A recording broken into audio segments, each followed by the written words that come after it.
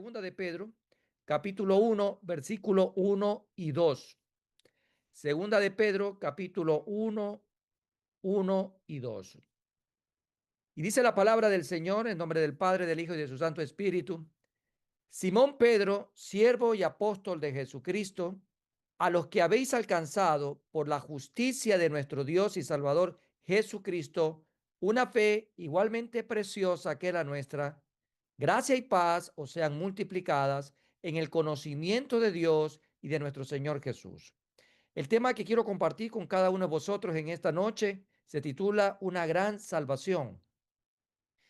Y haciendo un poco del análisis retrospectivo y también en el contexto histórico que nos invita el apóstol Pedro, ya que hemos venido analizando por algunos meses la primera epístola, hoy vamos a empezar con la segunda.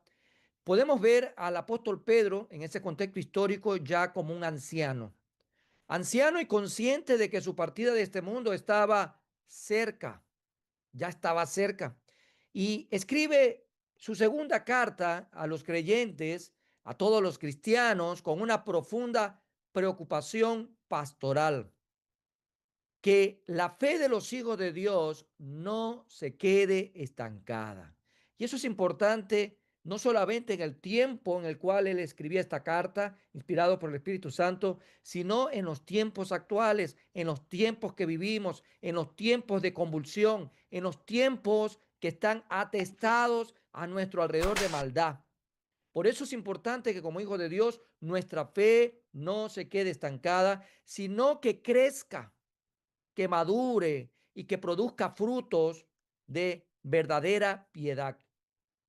En un tiempo de falsos maestros, doctrinas distorsionadas y una creciente frialdad espiritual, el apóstol Pedro levanta su voz como un padre espiritual para recordar que la vida cristiana no es un evento, sino un proceso de crecimiento continuo.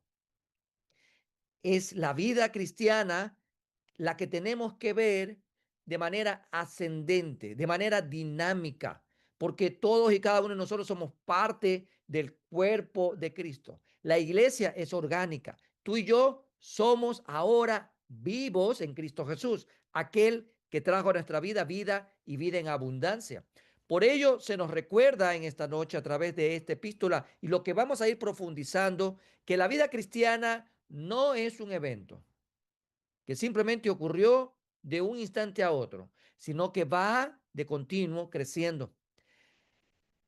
El apóstol se dirige en el versículo 1 a los que habéis alcanzado por la justicia de nuestro Dios y Salvador Jesucristo una fe igualmente preciosa que la nuestra. Y es importante dar atención a este primer versículo con el que empieza esta segunda epístola, pues esta frase contiene una verdad gloriosa con la cual tú y yo nos identificamos, pues todos los cristianos, sin importar su posición o pasado, compartimos una fe preciosa.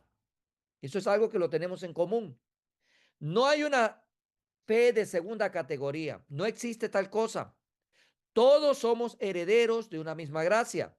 Sin embargo, no todos, y es importante reconocerlo, que no todos avanzamos al mismo ritmo. Unos se quedan un poquito atrás, unos van un poquito más adelante, unos van bien adelante, otros están muy atrás. No vemos homogeneidad en ese sentido, caminando de manera equitativa en la vida cristiana. No existe, no se avanza al mismo ritmo.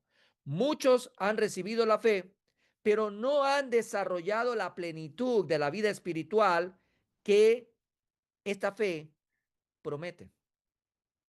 Por eso el apóstol presenta en los versículos subsiguientes que vamos a ir analizando un camino de madurez espiritual. Una escalera de crecimiento donde cada peldaño representa una virtud cristiana que debe de añadírsele la fe. Pedro usa el verbo añadir, lo que sugiere que la vida cristiana requiere de un esfuerzo intencional, disciplina y constancia. No basta con haber creído una vez. Por ejemplo, ¿Cómo usted sabe que es salvo?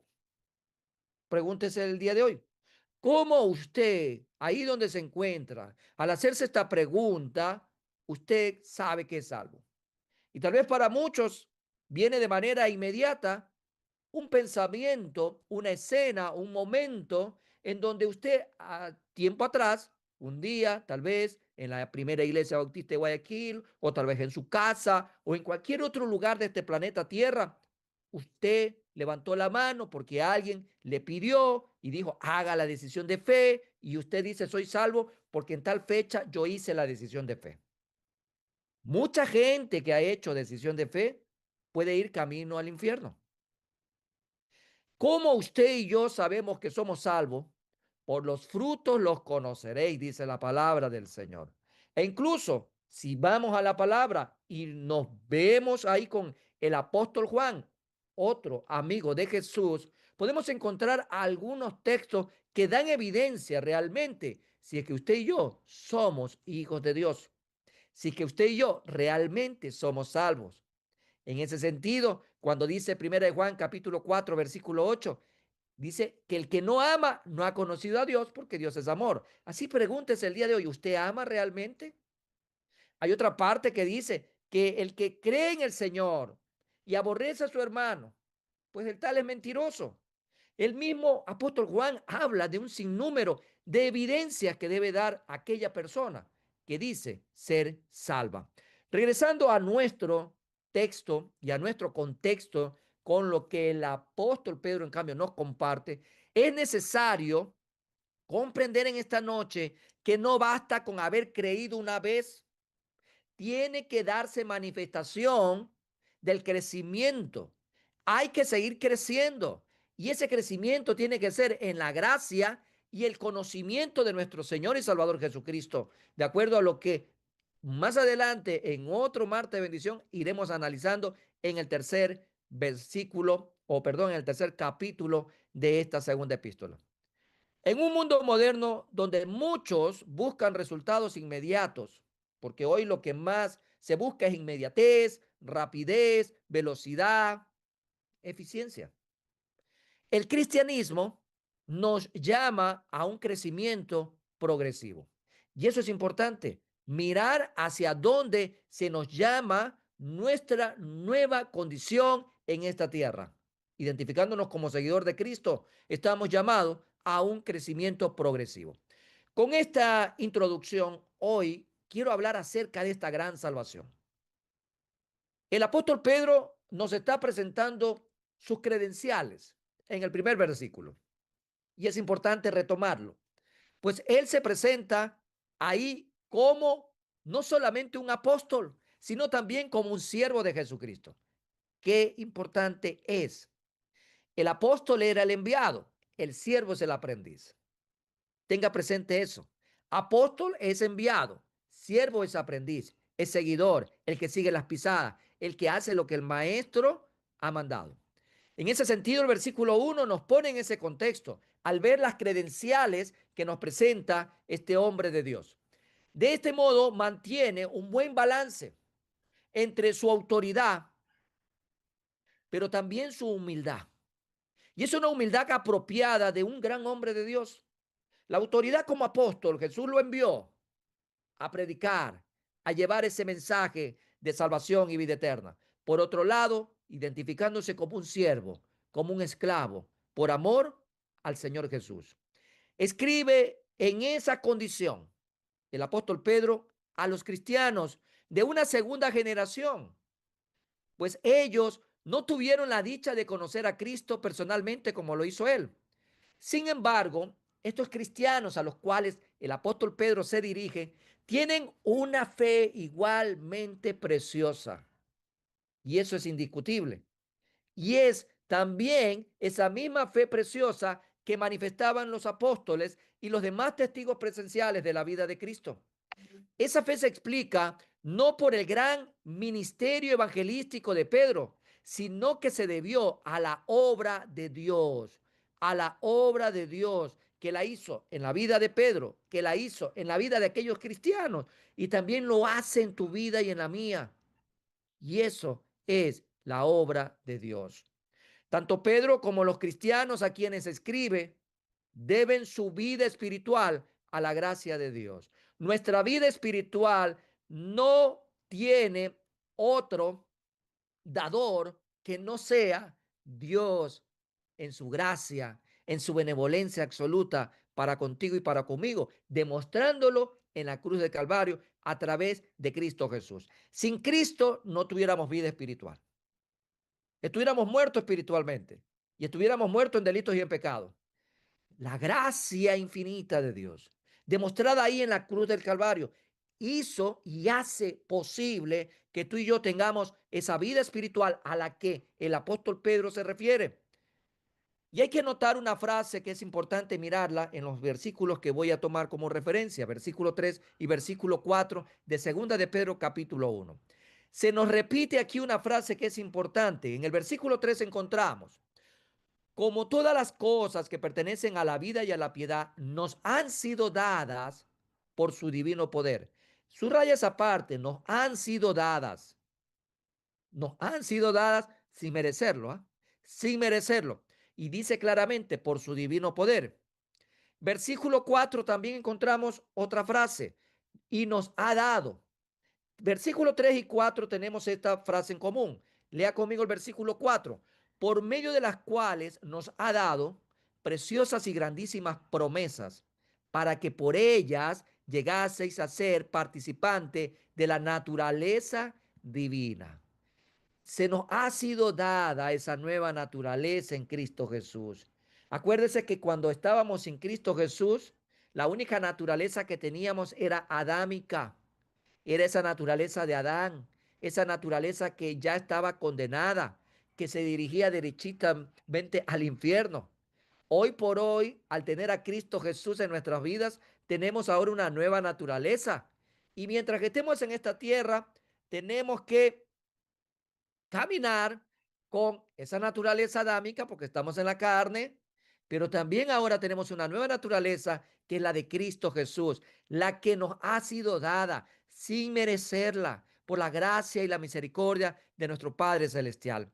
Y se habla del divino poder, ese divino poder de Dios que obró tanto en ellos, en el apóstol Pedro, en aquellos cristianos, como en ti, como en mí, como en todos los cristianos en este tiempo y hasta cuando el Señor lo decida. Y dice la palabra, y obró mediante el conocimiento de Cristo.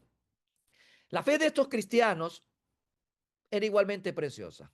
Tu fe, amado hermano, es preciosa. Tu fe es preciosa. Que nadie pueda decirte lo contrario. Tu fe genuinamente puesta en Cristo Jesús es preciosa. Y encontramos acá de que es preciosa porque se basaba en las mismas preciosas y grandísimas promesas que el Señor nos ha dado, de acuerdo a lo que leímos en el versículo 4 de esta segunda epístola en el primer capítulo.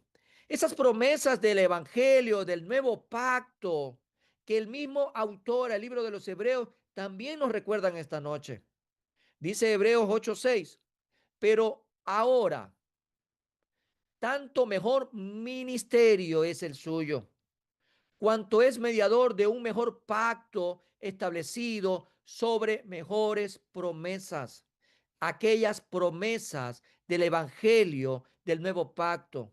¿Qué producen? Producen una nueva naturaleza divina en todos y cada uno de los cristianos. Tú y yo tenemos una nueva naturaleza que tenemos que alimentarla, una nueva naturaleza que tenemos que hacer que crezca, que se desarrolle, que busque esa estatura del varón perfecto. Usted no ha recibido algo para que lo tenga ahí guardado, para que lo tenga lleno de polvo. Usted tiene que utilizar esa vida cristocéntrica, esa nueva naturaleza, esa nueva vida y tiene que ejercitarla. Parte del ejercicio es el orar los unos por los otros. Y vemos cómo el Señor nos llena de beneplácito al escuchar testimonios vivientes en donde el Señor manifiesta su obra, su misericordia a través del Espíritu Santo.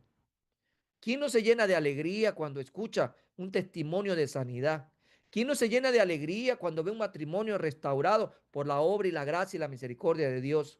¿Quién no se llena de alegría y de gozo al saber que tu familia es alcanzada a los pies de Cristo? Pues bueno, amado hermano, esto tiene que ver ahora también con tu nueva naturaleza, naturaleza divina que hemos recibido. Y es una naturaleza creada solo y nada más que por el poder del Espíritu Santo. Y tenemos que valorarla, tenemos que respetarla, tenemos que alimentarla, tenemos que cuidarla. Dice Juan capítulo 3 versículos 5 y 8, 5 al 8, perdón, para dar argumento. Acuérdense de aquel relato en donde el Señor Jesús, ya caída horas de la noche, tiene un encuentro con un hombre, ¿sí? Muy importante en el medio religioso, en el medio de los fariseos, en medio de la sinagoga y de aquella época en donde este hombre llamado Nicodemo era muy respetado. Entonces vemos acá esta conversación que de manera concluyente dice el versículo 7, porque el rango es del 5 al 8, dice el versículo 7, no te maravilles de que te dije, os es necesario nacer de nuevo. El viento sopla de donde quiere y oyes su sonido, mas ni sabes de dónde viene ni a dónde va. Así es todo aquel que es nacido del Espíritu. Es importante que tú y yo tengamos presente que en esta gran salvación en nosotros está directamente conectada a esa nueva naturaleza que en la gracia y la misericordia del Padre, del Hijo y del Espíritu Santo hemos recibido. Y también nos dice Ezequiel respecto a que esta nueva naturaleza es creada y es dada por el Espíritu Santo. Dice Ezequiel 36, 26 al 27 lo siguiente: os daré corazón nuevo y pondré espíritu nuevo dentro de vosotros y quitaré de vuestra carne el corazón de piedra y os daré un corazón de carne y pondré dentro de vosotros mi espíritu. Qué hermoso, qué maravillosa noticia. Si tú no la tenías presente o si te habías olvidado, hoy el Señor te recuerda nuevamente que Él puso dentro de ti, dentro de mí, dentro de cada cristiano, un nuevo corazón, y ese corazón es donde ahora, dice la palabra, está dentro de vosotros mi espíritu y haré que andéis en mis estatutos y guardéis mis preceptos y los pongáis por obra. Y todo esto, amados hermanos, es una base importante de lo que se viene a continuación, de lo que se requiere para todo aquel que se identifica como hijo de Dios. Así como un árbol no da fruto de un día para otro, la vida espiritual florece en aquellos que se esfuerzan por añadir virtud, conocimiento, dominio propio, paciencia, piedad, afecto fraternal y amor. Es verdad, ya tenemos una nueva naturaleza espiritual en Cristo Jesús. Somos salvos en Cristo Jesús, pero esto no es estático. Esto es dinámico, es interactivo, porque tú y yo somos vivos en Cristo Jesús. Somos orgánicamente vivos y estaremos viviendo por la eternidad en Cristo Jesús. Pero tenemos que tener presente algo fundamental. Somos peregrinos de esta tierra, en esta tierra, y el mismo apóstol Pedro lo menciona. Somos peregrinos, somos transeúntes. Por lo tanto, debemos dar evidencia a todas las personas a nuestro alrededor que tenemos una nueva naturaleza en Cristo Jesús, que somos nuevas criaturas en Cristo Jesús por el poder del Espíritu Santo. En ese sentido, si es necesario ir analizando lo que se viene a continuación, porque esto no termina ahí. No es que ya soy salvo, no es que digo soy cristiano y nos cruzamos de brazos y comenzamos a vegetar. No, esto va más allá. Aunque la salvación es una obra de Dios que no depende de ti y de mí, somos salvos en Cristo Jesús por su gracia y su misericordia que nos ha alcanzado. Pero el ser humano no debe comportarse de manera pasiva. La salvación depende del Señor, es obra del Señor en nuestras vidas, pero tú y yo como seres humanos no debemos de comportarnos de manera pasiva. ¿Cuándo nos comportamos de manera pasiva? Cuando no hay evidencia del fruto del Espíritu. Cuando no hay evidencia de que somos discípulos de Jesús. Cuando no hay evidencia realmente de que buscamos las cosas de arriba. Cuando no hay evidencia de que tú y yo, hoy por hoy, al identificarnos como hijos de Dios, hemos muerto a la vida vieja y hemos nacido a una nueva vida. Por ello, habiendo experimentado la gracia de Dios en su vida, el apóstol Pedro refiere a algo importante a todos los cristianos, que tanto él como los cristianos de esa época, como los cristianos actuales y como los cristianos que vengan hasta cuando el Señor lo diga, tenemos una gran responsabilidad, una gran responsabilidad. Debemos de huir de la corrupción que hay en el mundo y tenemos que esforzarnos día a día, como el mismo Señor Jesús lo diría.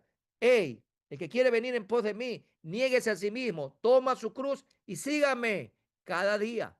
Entonces ese cada día, Pedro nos lo lleva a ver para añadir algo. Hay que añadirle a nuestra fe algo. Y eso es lo que dice el versículo 5 en adelante, de 2 de Pedro 1. Vosotros también, poniendo toda diligencia por esto mismo, añadid a vuestra fe virtud, a la virtud conocimiento.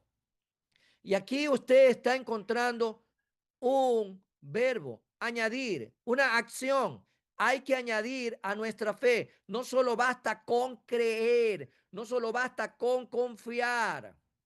Porque si se trata de creer, el diablo también cree y tiembla.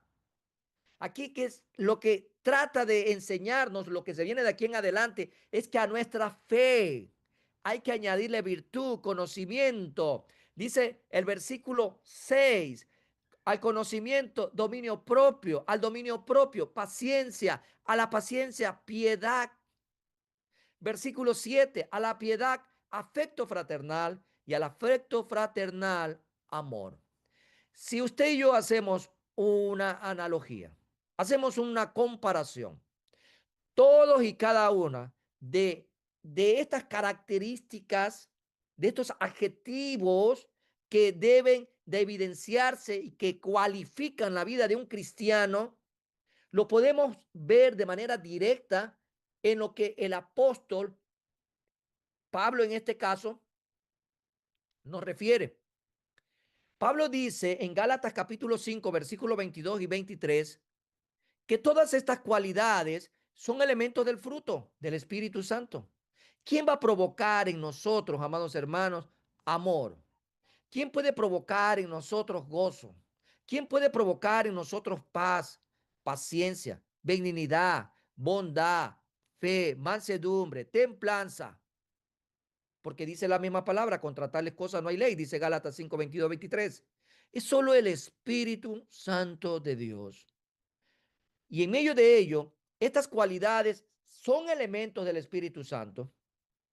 Y obviamente uno puede decir, bueno, ya el Espíritu Santo mora en mí, soy templo morada del Espíritu Santo, esto está en mi interior. Bueno, pues, ¿qué más puedo hacer? No termina simplemente recibiendo y aceptando, sino que tenemos como cristianos que responsabilizarnos ahora de la exteriorización de todo lo que el fruto del Espíritu conlleva en nosotros. No basta con decir, dentro de mí tengo amor, dentro de mí tengo gozo, dentro de mí tengo paz. Hay mucha gente que dice ser cristiana y odia a su prójimo. Ahí la pregunta es cómo te estás comportando en estos tiempos en donde el amor de muchos se está enfriando, en donde hay tanta maldad a nuestro alrededor. Hace pocos minutos atrás, en la ciudad de Guayaquil, en un lugar representativo para la ciudad, explotó un coche, ahora denominados coches bombas. Eso es la manifestación de la maldad. La maldad hace visible, las tinieblas hacen visible su sentir.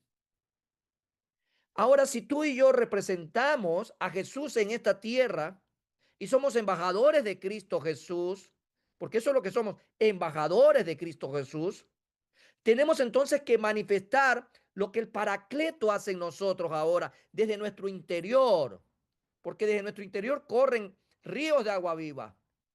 Por nuestro interior el Espíritu Santo de Dios mora. Entonces ahora hay que manifestar todo eso hacia afuera. Y no podemos sumarle o echarle más leña al fuego, como se dice coloquialmente en nuestro medio. Porque el cristiano tiene que comportarse de una manera distinta. Y el cristiano tiene que comportarse en su manera distinta desde lo que dice, desde lo que está hablando, desde lo que está promulgando. Muchos cristianos están promulgando odio, cuando la palabra dice que en nosotros debe haber amor, que en nuestro interior debe haber misericordia, que en nuestro interior debe haber benignidad, pero hay que manifestarlo, hay que efectivizarlo, hay que hacerlo visible. El cristiano está llamado a marcar la diferencia. En medio de todo esto, tú y yo somos responsables de manifestar exteriormente lo que el Espíritu Santo ha hecho en nosotros interiormente. ¿Cómo lo logra? ¿Cómo lo vamos a hacer? Y esto tiene una respuesta en la misma Biblia. Y es básico y fundamental para ello permanecer en Cristo Jesús. Y para permanecer en Cristo Jesús, recordamos lo que dice Juan 15, versículos 4 y 5, en donde vemos esta ilustración. Jesús es la vid y tú y yo somos los pámpanos. Y dice la palabra, permaneced en mí, yo en vosotros, como el pámpano no puede llevar fruto por sí mismo, si no permanece en la vid, así tampoco vosotros, si no permanecéis en mí. Yo soy la vid, vosotros los pámpanos, el que permanece en mí y yo en él, y solo y nada más que es el que lleva mucho fruto, porque separados de mí, nada podéis hacer. Si tú y yo de repente hoy profesamos una religión, si tú y yo de repente equivocadamente estamos profesando una religión, estamos profesando dogmas, estamos profesando fetichismo, estamos profesando rudimentos de hombre, entonces estamos en el canal equivocado. Porque Dios no quiere que tú promulgues religión. Dios no quiere que tú promulgues rudimento de hombres, lineamientos de hombres, pensamientos de hombres. Dios quiere que te relaciones con Él. Y la mejor manera de podernos relacionar con Él es a través de su Hijo Jesucristo. Para estar en la vid, tenemos que estar claramente día a día depositados en Jesús para evidenciar lo que el fruto del Espíritu Santo de Dios hace en ti y en mí. Y eso, amados hermanos, solo a través de algo muy básico y elemental lo podemos corroborar. Solo con nuestro vocabulario, con nuestro léxico, con nuestra manera de hablar. No puede ser posible que usted diga ser cristiano y usted tuerza a su hermano, que usted le tuerza a su hermano. Eso es realmente algo que no tiene nada que ver con lo que Jesús nos ha enseñado. Usted se puede imaginar a Jesús torciendo a Pedro, torciendo a Juan, torciendo a Marcos. Usted puede ver, usted puede creer aquello. Usted puede ver incluso al mismo Judas. El Señor Jesús lo trató siempre con amor. Imagínense en los tiempos que vivimos, ¿no? Tiempos donde realmente no valoramos la gran salvación que tenemos en Cristo Jesús, porque tal vez no estamos dando evidencia de lo que decimos ser. De nada le sirve a usted capacitarse, de nada le sirve a usted tener títulos, de nada le sirve ser seminarista, de nada le sirve X, Y, Z módulos. Si usted no tiene amor por su prójimo, por su hermano que está viendo, y dices que ama a Dios, pues el tal es mentiroso, dice la palabra del Señor. Pedro está enseñando aquí cosas que son muy importantes, cosas que tienen que abundar, cosas que tenemos que tú y yo dejarla, tal vez el estado de ser ocioso, de dejar la pereza y comenzar a dar frutos en Cristo Jesús. Él enseña, dice, si estas cosas abundan, no estaremos ociosos ni sin fruto, pues el conocimiento de Cristo nos está llevando hacia allá. Dice versículo 8, porque si estas cosas están en vosotros y abundan, no os dejarán estar ociosos ni sin fruto en cuanto al conocimiento de nuestro Señor Jesucristo. Pero si faltan, nos volvemos ciegos, olvidando de dónde nos sacó el Señor. Versículo 9. Pero el que no tiene estas cosas, tiene la vista muy corta, y se ha olvidado completamente del propósito de la salvación. Versículo 9 también dice en la segunda parte, es ciego, habiendo olvidado la purificación de sus antiguos pecados. ¿Realmente caminamos, amados hermanos, de manera ciega espiritualmente? Son preguntas que debemos de realizarlas cada uno de nosotros en este día. El cristiano que se ocupa de su salvación va a tener una gran recompensa, una amplia y generosa entrada en el reino eterno de nuestro Señor y Salvador Jesucristo. Versículo 11 dice, porque de esta manera os será otorgada amplia y generosa entrada en el reino del eterno de nuestro Señor y Salvador Jesucristo. Obviamente no significa que nosotros ganamos nuestra salvación por méritos propios. No significa aquello, sino que uno entra en un gozo maravilloso de saber que hemos sido fieles al Señor en esta tierra, obedeciendo su palabra, poniendo en práctica todo lo que el Señor nos manda a valorar. Si tú y yo vemos al Hijo amado del Padre, en quien el Padre dice, yo tengo complacencia, el mismo Padre dice, a él oí. Y si tú y yo hoy estamos oyendo espiritualmente la voz de Jesús, pues entonces digámosle al Señor que haga caer esa tela que tal vez espiritualmente hemos formado delante de nosotros y no estamos viendo nuestro comportamiento como hijos de Dios. Como hijos de Dios, tú y yo debemos de añadir a nuestra fe cada una de esas virtudes, de esas características que evidencian que el Espíritu Santo de Dios está en nosotros y que hay que hacer responsablemente su manifestación de manera externa. Quiero terminar con este versículo que dice en Mateo 25:21. Y su Señor le dijo, bien, buen siervo y fiel. Sobre poco has sido fiel, sobre mucho te pondré. Entra en el gozo de tu Señor.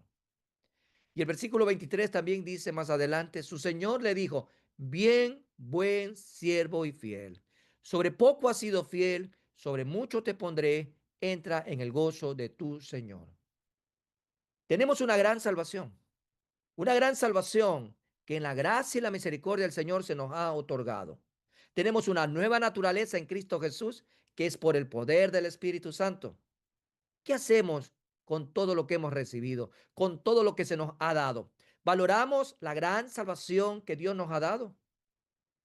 ¿Lo estamos expresando por medio de un gran esfuerzo por vivir una vida cristiana que honre y glorifique a Dios? Hay frutos que evidencian que glorificamos el nombre del Padre con nuestra nueva naturaleza. Dejo aquí 3 preguntas para que tú las medites, para que tú las reflexiones y para que tú te contestes. Y el resultado de cada una de ellas sea el motivo de oración para tu vida delante del Señor en este día. Vamos a terminar en esta noche con una palabra de oración. Que hoy podamos poner en práctica. La Primera Iglesia Bautista de Guayaquil te invita a formar parte de nuestra comunidad digital. Suscríbete a nuestro canal de YouTube y síguenos en nuestras redes sociales, donde encontrarás una variedad de contenido audiovisual, el cual será de gran impacto para tu vida espiritual. Y recuerda, en PIBG estás en casa.